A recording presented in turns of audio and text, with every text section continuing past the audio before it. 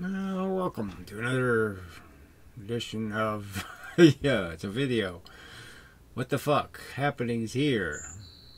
Yeah, confused, I guess. Less ordered and properly arranged than one would anticipate. So yes, it happens sometimes. My robot is, got some gears that are got crusty. They got that weird dried grease film on them, and they just don't turn very well, so crap comes out. The thing doesn't always, the timing gets off, and it wobbles. So yes, and I was just contemplating that when I was going to hit the button for the video, that depending on where I decide, brain chooses, brain does, where I hit the button is going to change the video, and could change it entirely. It's a completely different subject. It could have a flow or a lack of flow. It could, again, just like that awkward, opening where somehow my brain didn't remember something it's done 648 times. That kind of thing. And it's, so that was sort of going to be the subject, is that we're these robots that just collect experiences, just like dice rolling, kind of a thing almost. It just depends on the tumble, what piece of felt you hit, what kind of little tiny pea is under your mattress, what kind of silly little thing happens that will, time for a pause. Right, yeah, another piece of the, not random, but, the stuff that happens, the little crap that changes destinies and all that kind of stuff, and it's happening to us all the time, events, and they mess with us. They catch us at the wrong moment, they catch us at the right moment, opportunity knocking kind of thing, you buy the lottery ticket, you don't buy the lottery ticket, blah, blah, blah. You go through all this stuff. Now we have this, huge effect on the outcome from something just so minuscule, the little butterfly wing thing or something. Just doesn't seem to, hard to make sense of it. And here in the middle of this is this Borg of just being a robot, just being, stuck in the role you're going to play because of your genetics, or because of the physical makeup of the planet Earth, or its size, and all of those things are creating some sort of standardization, but it's not enough to force any regularity in terms of all the other variables that are there to screw with you and change you. And so it's all really just a bunch of little tiny bits of crud, moving around in a system with very simple rules. I'd argue much simpler than they tell you. But anyway, no woo in it. Nothing ever goes someplace for no reason or for magical random reasons. The whole thing is very straight line, bouncing around kind of stuff, and there's just a whole bunch of it, and the stuff sticks to each other, and it gets clogged, and you end up with something complicated, durable, some kind of bunch of dust that sticks together, and it becomes a durable. The way it's stuck together is really good, because all the flat surfaces are next to the flat surfaces or whatever, and that dust becomes a blob of dust that, maybe can survive hundreds of years, being moved around the country. Who knows? Like some genetic forms are durable, and and so in all of this stuff that's happening, we're just doing something. We're mimicking. We're just the display model for arrangements that can happen, patterns. And then you can talk about even the idea of our ideas are also the same kind of thing. They're just mechanical things. They're just structures, patterns. The idea of good or bad, or the idea of right and wrong, the idea of up and down, they have a structure, they have a pattern to them. and we can recognize it and put patterns together, you know, and see similarities in patterns and see that, oh yes, they all have upness, or they all have downness, or it has rightness, or it has wrongness, or it has goodness or badness, or plusness or minusness, you know. And so we can do this logic thing where we take what the world is. And so part of it is, you know, you want to know what turtle is. Well, you dissect it, right? You take it apart and you find out what it is. And, you know, with all our science and everything else, we've discovered that most of these things are what they are, you know, do what they do because the foundation is some sort of genetic model, and then the rest of it has to do with what they bang into. How many trees were in their way, you know, will decide how they get around, you know, what they've experienced, you know, in terms of what's worked and what hasn't worked for them. And that changes their behavior and changes who they are. So I could describe different things that happen to me as thought processes. You know, how do you get from point A, I don't know nothing, to point wherever you're at now? You know, it's a, you know, I'm getting towards the XYZ part. You know, you know, what did you know? What letters were you able to put in a row, and what kind of thing, what kind of words did you spell, and what kind of words did you figure out are part of reality, and what were the influences that made all that? And you can just go through your life and you can find the life experiences. You know, some people have horses fall on them. You know, some people have cancer or some other kind of horrible thing. Some people have some other, you know, crap that happens. They have crazy parents and makes them neurotic or crazy. They have something unusual happen and it screws everything up. Not even unusual, just something could be very usual. It just happened on the wrong day. You know, you just weren't in the mood for it, and it became a crisis, and something you don't get over for the whole rest of your life because you're just constantly looking for that spider, you know, that bit you, and you keep seeing him everywhere you go. Some sort of crap like that. You get stuck in a pattern of behavior based on what's happened to you, and you're stuck with that history. And then if you know some of this stuff, well, then you can play some games with your psychology and try to get it to shut the fuck up or quit doing the stupid thing. You know, my heartbeat starts beating too fast because of some, you know, subconscious reaction to, you know, a ladybug. Because, you know, I have some sort of lady trauma and I'm associating the bug with ladies or some kind of bullshit anyway. And you say, well, I gotta, you know, that's just bullshit. That's an old stupid story. And my brain shouldn't even be doing this three pig story that it's telling me, and I'm now afraid of, you know, straw houses or whatever, you know. So, you know, there's all this stuff that influences us. So when it comes to ideas, you know, you can think of lots of things you're introduced to that might be changed your capacity to think. And, you know, what little events and what ideas you were exposed to that maybe saved you from becoming a religious kook. You know, that's sort of a more complex thing, because that really just has to do with becoming somebody who thinks at all. I mean, you really have to be a non-thinker to really have any, for religion to have any durability in your brain. You really have to be somebody who just doesn't think and is controlled by fear or something, you know, some sort of, you know, aggressive notion of superstition, you know, like somehow stepping on the crack will actually break your mother's back, and so you get this notion in your head that there's a God, and now you're worried about pleasing him, and you know that, oh, the worst trespass you can commit, you know, is to deny his existence. So, oh, I'm scared to step on that crack because I've heard it'll break my mother's back, and, you know, so it's almost a superstition that keeps people religious because they're afraid that the boogeyman that doesn't exist is going to, you know, attack them for not recognizing its existence. You know, it really is a, you know, but that's all the psychology part, and it's all the noise part.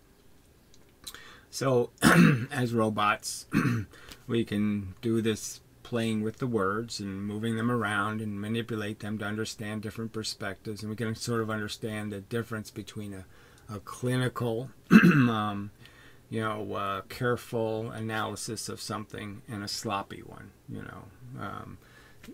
like the dissection. You can, this idea of making sure you identify the parts right, that this was the heart and this is the lungs and this is the liver, and getting all the labels right and getting it right, or doing it sloppy and not getting it so right, not getting the facts in the right order, and then when you go to process those facts, again, if you have if you put poison in the recipe, it's going to end up in the finished product. So if you have garbage in, you're going to get garbage out, is a real possibility. How catastrophic our mistakes are, that depends on the subject. Some subjects it just doesn't matter whether you're getting it right or wrong, like what color dress I should wear today. That's probably, it's going to decide your fate, but there's no real intelligence you can apply to the question, because there's so many variables that will decide whether blue or red was the right choice. Yeah, you can't know ahead of time on this particular day what the right color is. So you can't apply any intelligence to the question, but there's other questions we can apply lots of intelligence to, and lots of analysis, and recognizing functions and explaining how A leads to B, leads to C, leads to D, and we can see what the product is. So I'm trying to get to the point that all of that is part of this physical universe, these patterns of ideas. That's how our brain synthesizes them, is by creating a pattern, creating a little collection of neural connections that create connections to other words and other things, and those are in a sense a way of modeling the real world's function, in the sense that the ideas are similar, the concept is similar, like the viscosity of a fluid. Very different fluids can have something similar about them. Different solids can have something similar about them. And we can recognize those similarities, and it's a real thing we're recognizing. We're recognizing it in a different form, but the pattern is the pattern. Just as two-ness is a quality of something, I could say that two-ness is just a quality. There's no such thing as two, but two-ness, there is such a thing as. You can be stuck being, I have here's another thing. I now, put it in the frame, Gary. Yeah. There's another thing, okay, and I could let it go and it won't stay where it is. But if it stayed there, I could say somebody could see that I have a two-ness about me, because there's another thing next to me. I'm just stuck being, I have that quality. The battery didn't have it, I don't have it independently, but when we're stuck together for some dopey reason, then all of a sudden we have the quality. Well, anyway, so there's lots of, like I said, this analysis we can do that's pretty reliable. Recognizing the round earth, and lots of facts we can get right about what we're doing here. It was almost Canadian. Why are Canadians Canadian? Well, because they live in Canada, of course. Yeah. And everybody talks funny, and so they learn how to talk funny. So, let's see. So I was sort of talking about the influences thing, and you could just go through the little things, right? Like I could say, well, Carl Sagan, I have to concede, as much as I didn't like his wooey little happy, pleasant person, bullshitty, life is great, humans are super kind of bullshit. And there was a lot of that bullshit. The very idea that you start, he provokes a conversation in a sense about the underlying mechanism, this universe thing, and the universe really is it's really defining you. It's, you know, you can go to your parents, you can go to your institutions, and you go to your country, and you go to all this stuff, but underlying all of that stuff is the universe doing its evolution, doing its pattern making, and we're just byproduct of you know, that deeper underlying function. And although he didn't emphasize these kind of points, it was reason for me to do it, reason for me to be provoked to do further thinking, and thinking about the idea of the big universe and what's underlying it, the little universe, and figuring out, well, maybe there's only one universe. You know, it's not the big universe and then there's this little universe. There's only one, and it's the little universe. All the little stuff has to do something before the big stuff does anything. So little electricity has to flow through my brain, and chemicals have to be produced, and all kinds of crap has to happen for, you know, my hands to move, the gestures I have, all this stuff, you know, requires a ton of little universe doing an awful lot of crap. And somehow it's all doing it in this confinement, you know, in this package of complex arrangement where there's a bunch of gates and valves that stuff has to go through. You know, the valve is open, the valve is closed, the valve is open, the valve, you know, like our blood vessels and all the rest of it. And the brain's working the same way. It's opening and closing valves to possible ways of you thinking, you know, opening and closing roads to associations and connections. And so again, I can trace some area of my thinking to, say, Carl Sagan. I could trace another area of thinking to stuff like Saturday Night Live or Monty Python. You know, this counterculture stuff that would, you know, in spite of the fact that the comedians are just doing it for fun, you know, they just like mocking stuff. The truth is, there's real commentary in the commentary. You know, it really exposes the ludicrousness of the institutions and the functions of the people, and, you know, it emphasizes the point that you really are living in a mad house. So then I could even relate it to the movie Planet of the Apes, you know, where he's sitting there, you know, in this insane world. And, you know, he has this moment, this emotional moment where, you know, it's a madhouse. You know, he's just, you know, can't deal with it anymore. Or can't, you know, it's just too insane that he's living this insane, you know, destiny. You know, and that kind of stuff sticks out in your head, you know, and then you think of, then that can relate to One Flew Over the Cuckoo's Nest, you know, which again gives you this piece of life, you know, where you're seeing all of this mess, you know, all of this sloppiness to how we have to play this stupid game, and you know, how it's, you know, it's a Borg and it's all this stuff.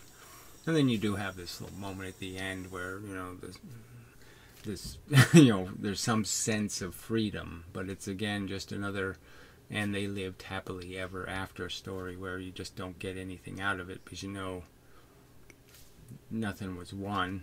You know, it's just no victories at all. You might as well just run right off the cliff, because there won't be any salvation, there won't be any escape from the cuckoo's nest, because the entire society is a dirty, stinking, crappy, shit-crusted nest of nonsense and bullshit and waste for no good purpose, you know, just to get some grass on your head, you know. Yeah, just to get a prettier hat to wear, you know, and then that's all we feel good about is just our silly little advantages, our, you know, silly little the things where I'm a little bit smarter than he is, I'm a little taller than he is, I'm a little thinner than he is, and you know, all this little bullshit that, you know, gives you some sense that you've mastered the game or you're worth something, and all of that crap doesn't mean anything either if you really dissect it and look at it in the universal level. It's all turns into shit. So here we are as robots, and I'm explaining how, you know, it's just a grind. Okay, you're just scar covered, dented, you know, beat up cars. It's just a demolition derby, you know, and you're walking around all proud of your dents and your beat upness and telling your stories about, I used to have to walk 17 miles to a schoolhouse that was made out of horse manure, and we didn't have pencils. We had to write with our, you know, whatever, eye fluid. You know, some kind of stupid stories, and everybody's made out of these stupid stories. I survived coronavirus. I did this. I climbed Mount Stupid. You know, it's just, you know, it's so humiliatingly dumb that these robots that can do this intelligence thing waste so much time involved in just silly behaviors that comfort them, you know, that give them some sense of they're getting somewhere, or going somewhere, or winning something, that they're somehow masters, you know. And I'm not saying I'm not just as broken as a robot. I mean, I sit on a bench and look at my flowers or something. You know, ooh, look at the pretty flowers I planted. You know, it's just silly, you know. Birds, tweet, tweet, tweet, tweet. Okay, so there. Somehow that gives me some sense of comfort when, if I really looked at what it is, it's all this, it's a horrible bunch of dinosaurs, you know, ripping each other's flesh off and shit. It doesn't, you know, the real world is covered with all these little microbes and all these little bugs and all this shit, and it's, you know, it's a disgustingly disgusting. Yeah, it's disgustingly disgusting. It's so disgusting. Double disgusting. I guess we don't need that anymore. You know, yeah, so, I mean, I keep making this point, but, you know, this is the chaos problem, that somehow we're all sitting here. We have so many of these same references. I mean, so many same sources. I mean, obviously I can't take somebody who's 25 years old now and give them all of the benefits I got from watching, you know, Bugs Bunny and Daffy Duck, or the Flintstones, or some other bullshit, right? I can't give you my personal life experience that somehow, you know, that somehow made the ludicrousness obvious. Okay, and therefore made it easy to be a critic and easy to be quite cynical about the function of the world and say, wow, I really am in a madhouse. I mean, this is the planet of stupid shit, because they're, you know, it's all just a bunch of assholes with agendas. But anyway, it just seems like this is an obvious conclusion, that the only thing we're running on is chaos, in the sense that, you know, the truth is really kind of not that hard to see, but it's just that people are so distracted, you know, by all the movement of the world, by all the little pokes and jabs and arrows, you know, that are being flung, you know.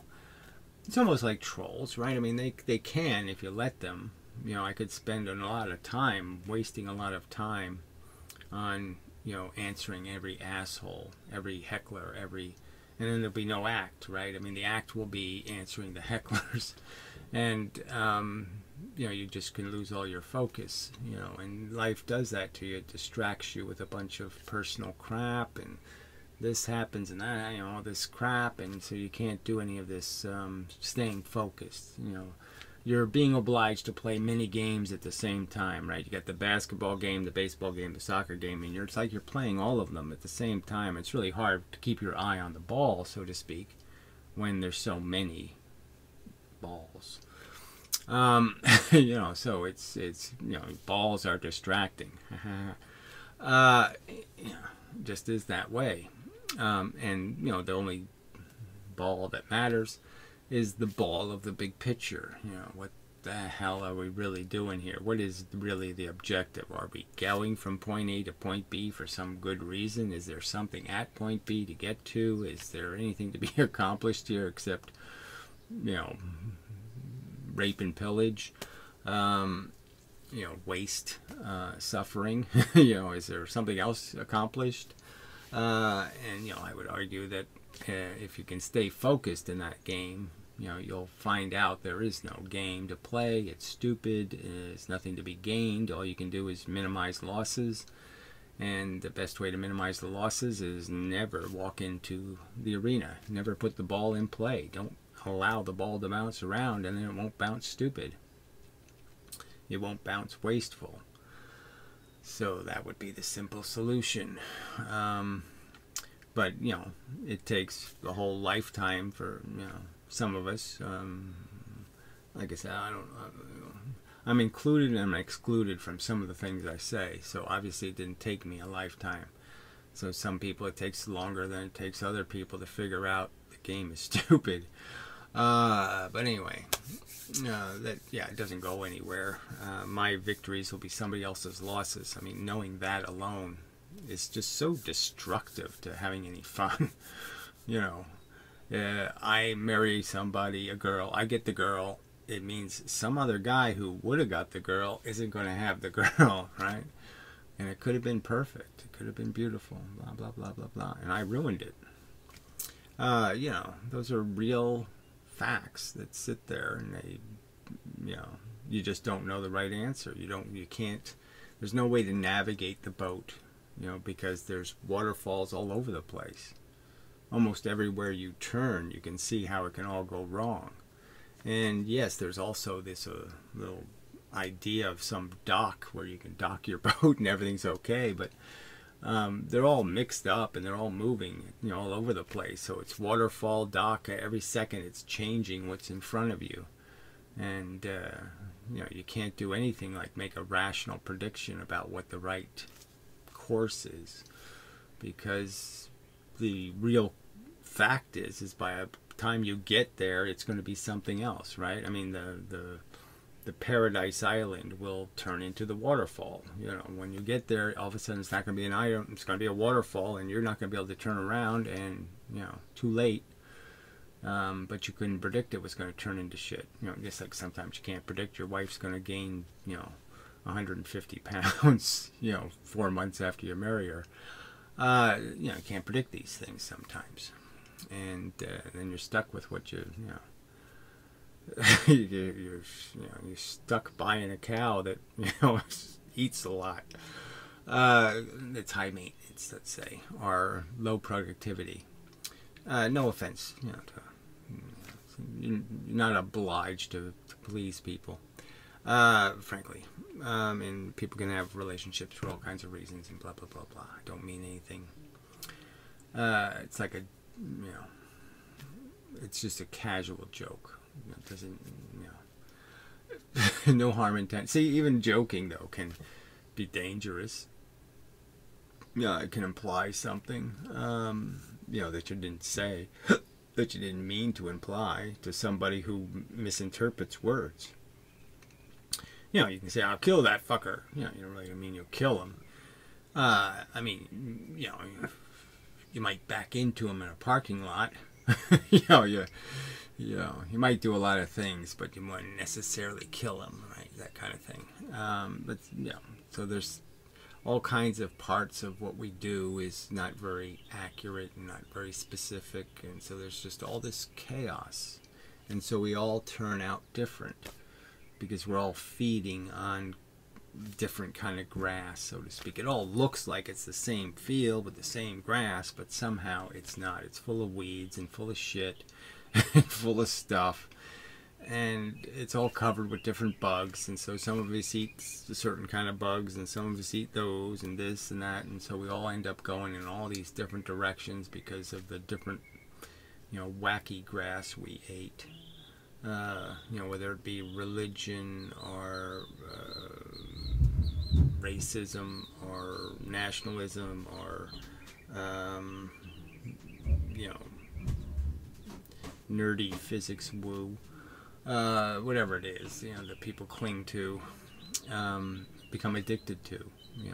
It's part of their routine, it's part of their regular life. They have a dependency on it, and they're expecting that dependency to be something everybody else understands.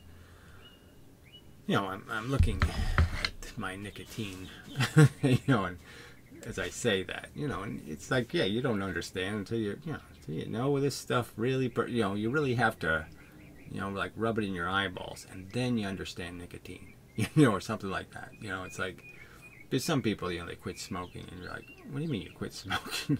what do you mean? You don't quit. You don't quit. That's silly. It's impossible. You'll die. Can't be done. And then other people, like I said, like me, are just crippled by it. It's like, no. What? I have to go a few hours without that? Oh, no. What do you, quit for life? Oh, no. Now, I know it's probably, that's just voodoo in my head that I can't do it. Because I probably can. But clearly my brain has avoided it. But see, now it's completely manageable. It's even cheaper than when I was smoking. I mean, even when cigarettes were reasonably priced, this is even still cheaper. Because you buy it in big bottles. And, lasts a long time. I mean, you get a year out of a liter of the liquid. So anyway, it's, pretty good. But anyway, it's not the point. Point is that's something I understand. I understand my addiction. Okay, it's something, but I couldn't really explain that to somebody who's never been addicted. They'd be like, what the fuck are you talking about? That's silly. That's nonsense. So some of our experiences, some of our tangential trips, somebody else can't relate to them at all. And then some of them, they can't relate to them because they just require you understand all this technical crap. Like, I could make a semi-physics argument by explaining how there are no laws in the big universe, right? I mean, all of this stuff that's happening, whatever it is, has nothing to do with that universe. It has everything to do with the little atoms and the electrons and the protons. They all have to move somewhere. And that's the weird part, right? Is you have to recognize that, oh, okay, they're all caught up in systems, and systems that swirl things, and systems that make things move this way, and then make something else move that way, and all that's happening inside of you, and there's bazillions of it. I mean, so much of it. I mean, it's an insane amount. I mean, you have 100 billion neurons, 100 billion giant cells, and those giant cells are made out of a whole bunch of pieces of crap, and so when you just even think about how dense the arrangements of things are, and it's all the arrangement of these little pieces that are deciding me speaking this sentence. It's these huge galactic clouds of crap inside of you, that all this stuff, all this sticky stuff, slick stuff, fast stuff, slow stuff, heavy stuff, light stuff, all in this complex arrangement. It's all made out of just this little jiggling energy shit. It's all just made out of, this thing hits this thing, and if there was something over here, he doesn't get hit because, it hit this thing. So, I mean, you can explain all these principles about how these things all interact, but the density of it, the thickness of it, yes, our computers we can't do it. Our brain can't model it because it can't comprehend it. It can't see. It can't play all those games at the same time. Just like a video game, right? I mean, you might be able to play 3 video games at the same time, right? Well, I mean, with 2 hands, it'd be kind of hard. I mean, maybe we can put like a keyboard on your nose, so you can play one of them with your nose and the other 2 with your hands. And maybe you could play 3 at the same time, right? But there's a point where you can't multitask any further. You can't do any more without not doing any of it at all, And so we have this limitation about how we can perceive the world and how we can understand it, and how much of it we can see, how deep we can see, how wide we can see. There's limitations to those kind of things. And really the argument is that, but what we can always glean is the difference between a symphony and an elephant fart. We can we can understand the difference. We can understand where a pattern has symmetry and where it's been well tested and where it's durable, where ideas have survived the test, like the turtle design survived the test of evolution, hundreds of millions of years of durability. And ideas are the same thing. We can test them, we can beat up on them and see if they're really a pattern that's recognized symmetries and recognized, it's got all the, it doesn't have errors in it. The statements in the pattern, the ideas in the pattern, the connectedness, the connections are solid. The dots are well placed and well ordered, and they make a real symmetrical, efficient picture. They draw the line straight. You can almost argue that that's what we're looking for as an analogy, is kind of the straight lines. No nonsense, no silly jiggles to get to a conclusion. And all of that's right there in front of us, in the sense it is just a mechanical universe. It's just a mechanical system. You are just a byproduct of mechanical interactions. You hit certain trees, you became friends with certain trees, certain looks, certain pictures, certain images. You had a kind of relationship with them. And all of that has decided your character, your function.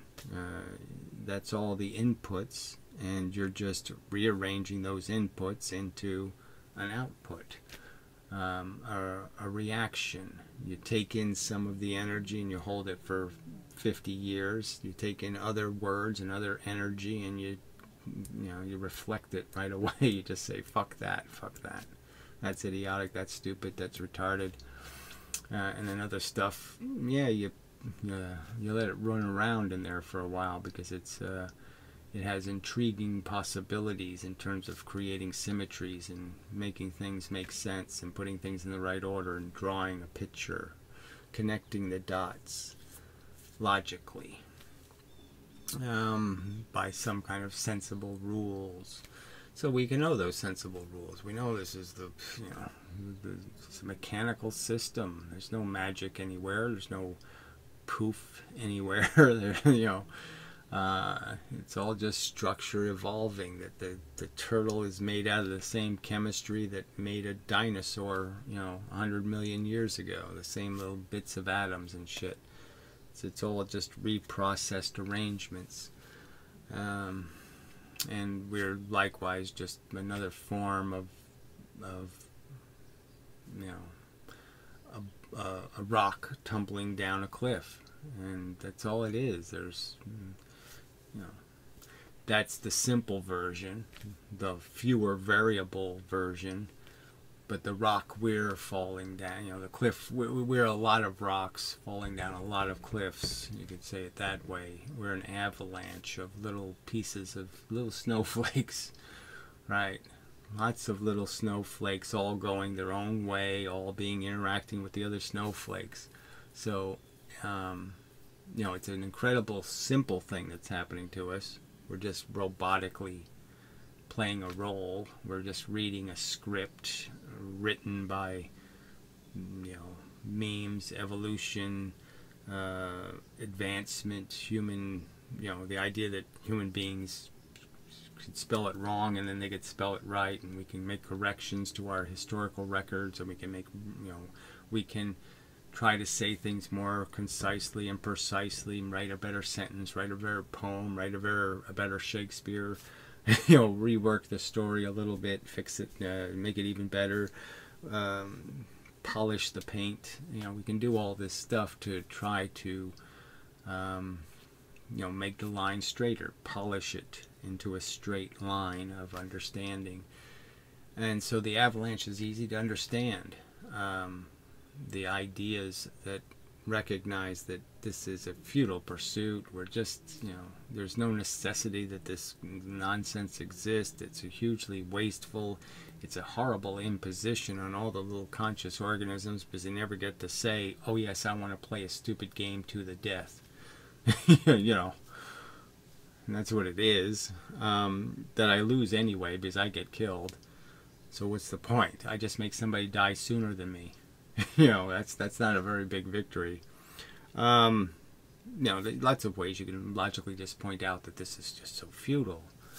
You know, and so you can understand the avalanche.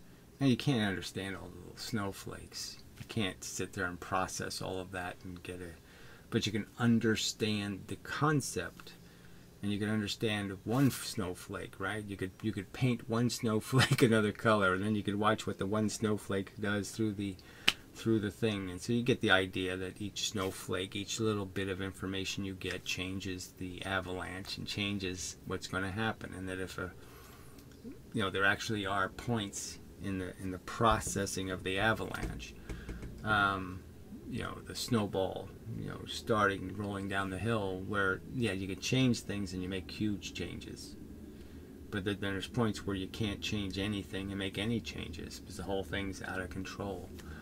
And the argument I would make is that the avalanche of our understanding is one that's really easy to change. It's really easy to, you know, flip it, change, you know, make it stop. You know, it's very easy to put up a shield, put up a, you know, there's the whole mechanism is all dependent on a bunch of notions, like people's religion. You know, as I've pointed out before, you know, there's many religious people that would say, well, if God doesn't exist, life is horrible. You know, they recognize that what a terrible, disgusting, awful place this is. You know, and if they don't have their heaven to go to, oh, what a drag this was. And I don't get any candy. You know, this is a really bad, you know, this is the real Halloween. You know, this isn't the fun one. No candy involved. You know, so lots of little things change, and it changes the avalanche. It changes the conclusions. It changes the memes of society. It changes, so all of it's riding on just these subtle little nuances of these little interactions between robots, between mechanical avalanches, things that are in a process. We're all in process. And the idea is to, like a virus, you know. Ideas are like viruses, you know, they can work that way. A picture can work that way. A picture can mean a lot. Like in Vietnam, there was a picture, right, that just symbolized Vietnam, and the picture had the power to make you say, Vietnam bad. You know, it might be you didn't understand all the politics, but you could get that there's something wrong with this. Let's not do it. Looks like it's a bad thing. So you can represent things with poster childs and with images and with blah blah blah, and say, yeah, let's not do that again. That was really dumb. So it's, you know, it's here for us to attempt to communicate it and to attempt to understand the role we're playing here. We happen to be little beasties that got enough brains where we could do a lot more than just decide, is the water clean enough to drink? Is the crawly thing the kind of bug I like to eat? You know, we can do a brain that can do a lot more than that, right? A lot more than just say, do I recognize this as food? Is that, you know, that animal running towards me a predator that's going to eat me? It's a reason to be afraid. You know, we can do a lot more than that. Is there a reason to run, fight or flight, or feed? Feed, fight or flee. Fight or flee. Well, anyway, you can find lots of F words. Yeah, pile on a big bunch of F words for the choices that things have, and we have a ton of these choices in terms of how our brain can react. So we have this intelligence thing, and we can understand, and we can dissect, and we can take it apart, and we can understand how it works, and we can see the little bits, and we can, you know, put radioactive tracers on some of it to see what the average snowflake's doing, and we can do all this stuff to analyze our predicament and to try to maximize our function. And we can recognize when we're being obsessed with some, you know, my knee is horny. or whatever, the fact that some piece of us decides, some part of our body decides that it wants something, and we're going to be totally distracted by that, and we're going to be off the project of recognizing, what do I need to do as a human being to be a better human being, when that's really the only question to ask. We're computers, and we can actually ask the question, are we computing correctly? We can ask that question. Am I computing good, or am I computing stupid? Do I come up with right answers, or do I come up with wrong answers? Or, have I tested any of this shit I'm doing? Does any of it, or am I just making fart sounds? Do I know the difference between, a symphony and, noises? And why, well, that's a whole nother subject, right? Because we can see how all this chaos fucks everybody up. It's just listen to the crap that people call music, and you just say, how the fuck do they sit and listen to that shit? How do they sit in their car with that blaring at them and function at all? I mean, how does it enhance their function? You're just like, I can't figure it out. I need some radioactive tracers to see how it's possible that their brain could possibly be stimulated in some sort of positive way by this fuck nigger slut. What the hell is that? That makes you feel good? Damn. Anyway, so, and just a joke, but you can't do that, Gary. Quit joking. It's just something you try to take something complex that you don't really want to have to deal with all the complexity of the subject, and so you just turn it into something simple, and that's just very dangerous. I mean, obviously we all have these subjective tastes. I mean, you can say the same thing about, definitions of beautiful, and, just even, like I said, some, I mean, obviously there's people who think, bizarrely not attractive things are attractive. I mean, you're just saying, how the hell do they go to bed with that? But anyway, they do it, and they have fun, and so, you have to understand it as a fact that it's just a different definition of tree or bird or song. And that's the little universe, again, fooling you into thinking there's a real distinction when there really isn't. It's the same thing. Okay, the snow is brown instead of white. So what? It's not a big enough difference to matter. What's the mattering part is that it's an avalanche. That's the part that matters. It doesn't matter what color it is. That kind of thing. Anyway. So, so I didn't really do this in some clinical way of explaining first that you are a robot, and second that you suck at being a robot. That your processing is completely distracted by a bunch of silly notions of accomplishment and need and want and dancing or something. You're just wasting a lot of time dancing instead of doing surgery or doing something important. And that's the definition of most lives. They're just terribly inefficient and really bad for the future, because the only hope the future has is us fixing it. We have to build the nest. Somebody has to build the nest that humans have to live in, the nest of civilization, the nest of functional relationship. And no generation wants to take on the task of actually building the nest, actually forcing civilization to be civilized. They instead want to put it all off. They want to spend the future's money, or the dead, or somebody. They totally unrealistic ways of sustaining anything. So it doesn't, you show them the unsustainable curve, and they just say, "Well, I'll double down. I'll bet on it. Sure, I can do that. I can do the unsustainable, impossible thing." So. Where was I? Yeah, so that's probably enough. I mean, there's just so much you can go into, all the details of the flawed economic theories and all the other crap that we have been blighted by, and just how the gross numbers of just how dysfunctional the average life is, how much chaos and grief and bullshit is in it. You know, how horrible the cells that most prisoners on Earth are living in. Even for the animals, you can see it. Lots of scars. You know, I don't think you'll see a picture of a zebra in the natural world without seeing the lion scars on his ass. You know, they all got them. You can see it in humans. Right? You can go to like a place like Africa and you can just see how the real world and the natural environment just beats the shit out of stuff. Yeah, and you can see it in your own life, so I shouldn't have to explain. All the unnecessary, all the wasteful incursions and dents and scars, tissue. We're all just living on it.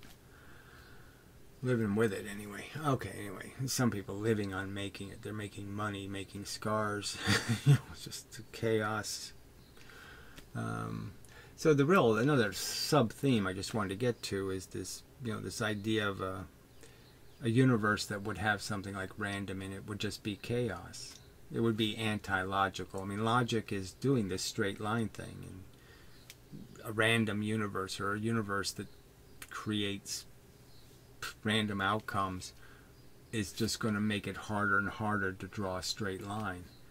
It's going to make logic, it's anti-logical, so that, you know, it might be reason for me to say, yes, that's the way the universe is, that's why people are so illogical, but it, you know, quantum fluctuations aren't causing the problem of bad thinking, underdeveloped thinking, incomplete thinking.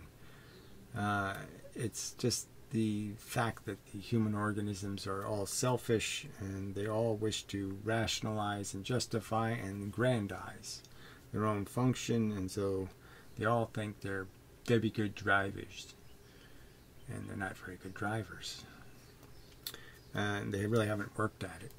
You know, they haven't had enough time, they haven't spent enough time contemplating the little blue marble and what's inside the little blue marble and all that stuff. They haven't spent enough time thinking about what they're thinking and why they're thinking it. Where did my thoughts come from? Where did my personality come? Where did all this shit come from? They just haven't paid any attention to it. So they're robots who can analyze their function, but most of the robots aren't doing that. So anyway, all they're doing is measuring, you know, how shiny. Am I shinier than the other robots? You know, they're not measuring whether they're processing information better than the other robots. That's the one that matters.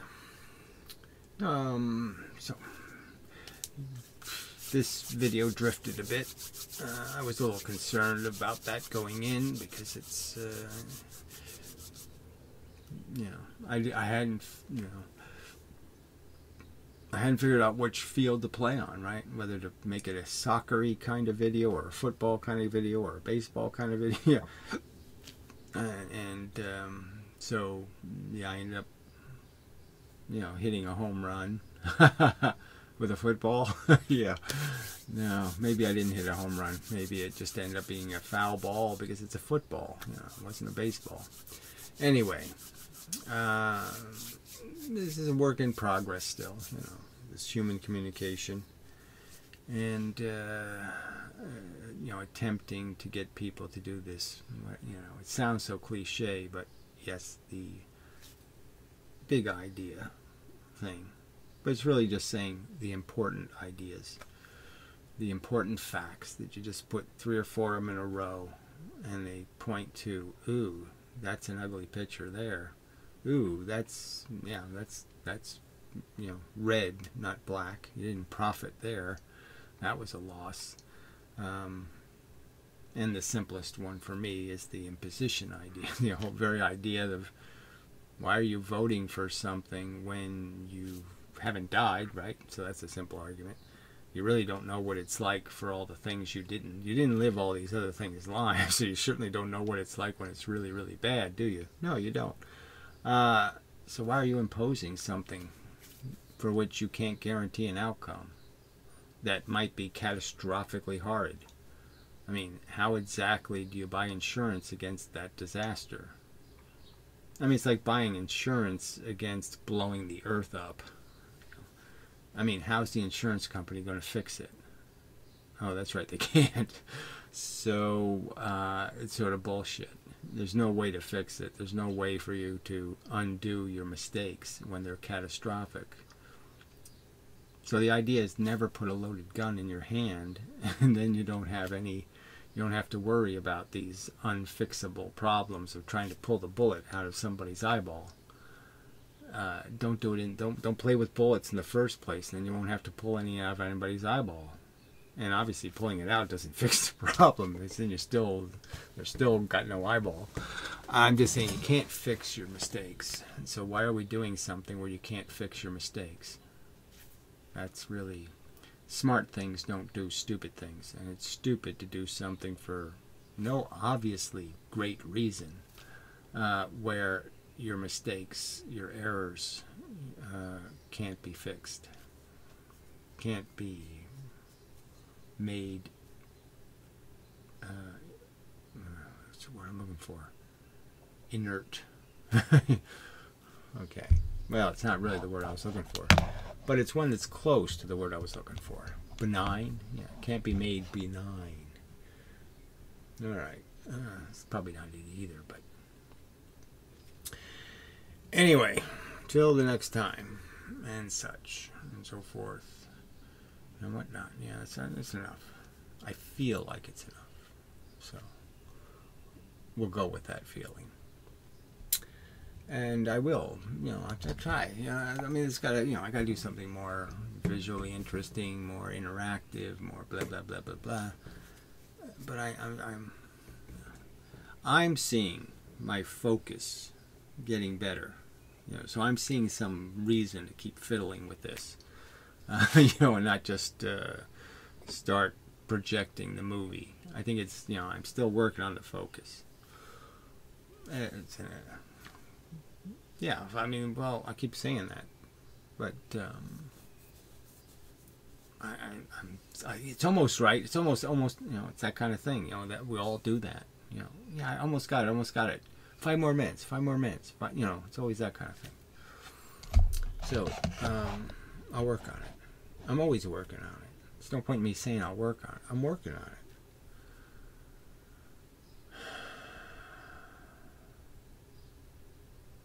Yeah, it's a lot of work trying to figure out how to say something perfectly, It's not that easy. It really isn't.